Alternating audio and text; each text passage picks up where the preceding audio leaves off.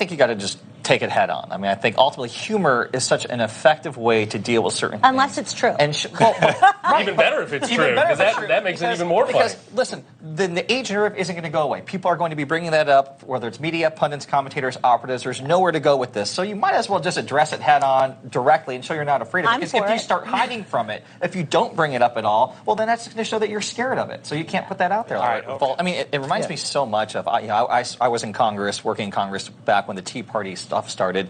And it's funny how so much of their tactics, it hasn't changed from where we are right now with the extreme flank of the caucus, in that you don't really know what they're for, what they really want. They don't really define that. They just want They don't even know what they want. They just want it to shut time. down. I mean, the reason why there's going to be a shutdown is because that's what they actually want. They want that chaos. They want things to go south, just like the Tea Party did back in the day. They don't actually have a list of demands really that you can meet. That's what makes it so difficult for McCarthy. It's hard to negotiate with people who don't really tell you what they want. Why Trump's able to get away with this is because most of those people, those 8 and 9 people that are on that stage, they don't go after Donald Trump when they're on that debate stage. It's 2016 all over again. But when they do, they lose.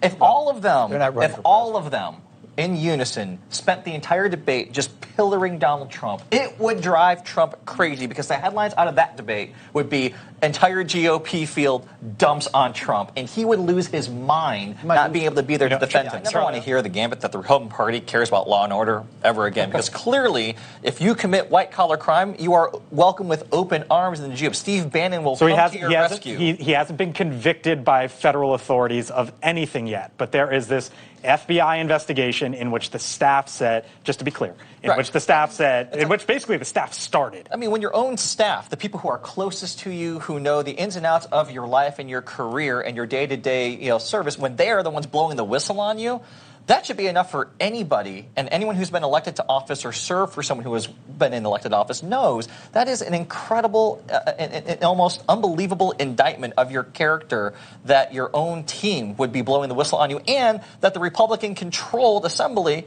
they agreed. Right. They voted to move forward with impeachment. Want to bring in Sean. Always leave them wanting more. Newsom's playing this just right. He's playing the happy warrior, the I got Biden's back, so that the Democratic Party base and establishment will still be behind him when his time comes. He's not pissing anybody off, and he's just by just being out there, being present, he's allowing people, voters, people like us, to go, what would it be like if he was the guy running for president? He wants to debate Ron DeSantis.